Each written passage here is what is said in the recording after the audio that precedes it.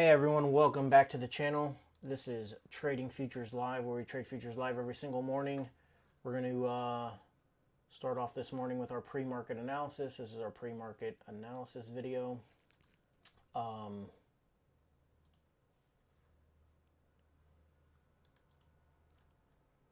Give me 1 second. There we go. Sorry about that.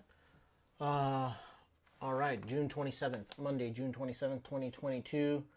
In the news today, we had core durable goods already at 8:30 in the morning. Came in better than expected. And we have pending home sales month over month at 10 a.m. That's really all the news for today. We have consumer confidence tomorrow at 10 a.m. And on Wednesday, Fed Chair Powell speaks at 9 a.m. along with Lagarde. They're going to be at, all of them are at an ECB forum on central banking. So they're all basically speaking. That's why they're all noted there.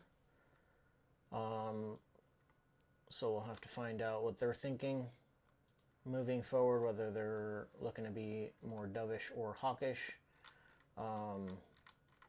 But for today, 10 a.m., pending home sales. If we go ahead and take a look at the markets overnight and into this morning, basically kind of flat. They're at Friday's close, essentially. They've been up for the most part, but pulled back in the last hour and a half to essentially Friday's close. Let's make this a little bit larger there. Pulled back essentially to Friday's close. We have the VIX up, opened up, it gapped up, which doesn't exactly fall in line with what the markets are doing. We have gold, basically it's been up in the entire overnight. It even gapped up, filled the gap, and pulled back to Friday's close as well. Crude oil is up some, but has been chopping around Friday's close. It opened down, but has been chopping around there and pushing up to new highs right now. The dollar we have also back to flat, though it had been down the majority of the overnight session. Really broke down around the London session, but quickly reversed back up and created a new high, but is pushing down right now.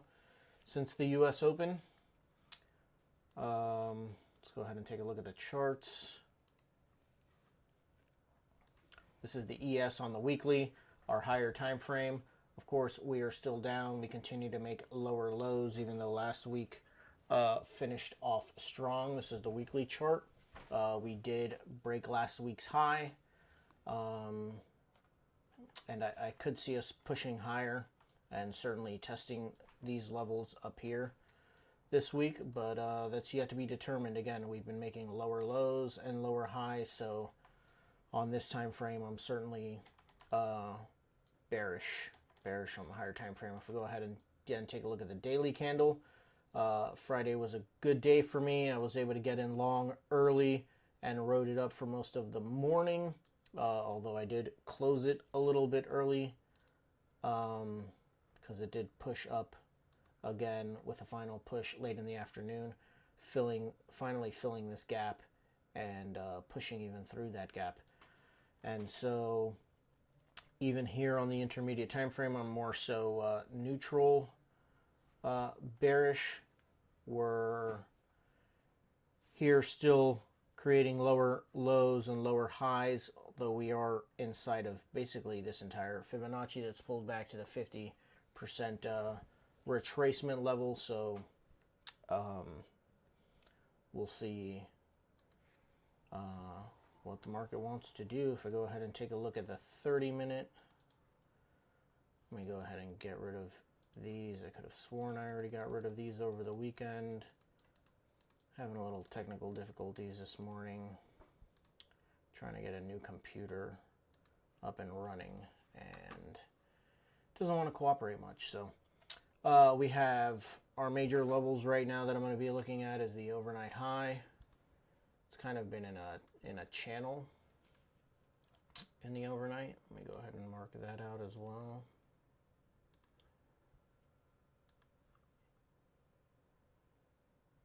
Basically have it in a channel there. I'm certainly going to have the overnight low as another level. And this push up from the London Open. So this is going to be my pre-market support level is going to be basically around the London Open at 3 a.m. where it shot up from there.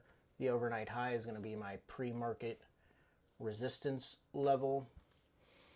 And really, if we break the overnight low, I do have this area of concern here, but I'm going to be looking to take it down back to Friday's open, which was right around here. Remember, it chopped around on Friday, had my overnight high there, and again, the overnight London session low marked out, and when it broke out, after sitting above all of these days to the left, I was in it long and was able to ride it up to somewhere in this area. I did not hold on to it, although my final target originally was somewhere up in this area. But, hey, no worries. If we go ahead and take a look at the, well, let me actually mark out my if-then statements. For now, as usual, if we break out above and hold with the internals showing signs of strength, we're going to be long. If we get maybe a false breakout and start to show signs of weakness, I'm going to be short. And the opposite is true to the downside. We're going to see if we get some breakouts. And if we get confirmation from the internals, we'll be short. But if we start to show some strength,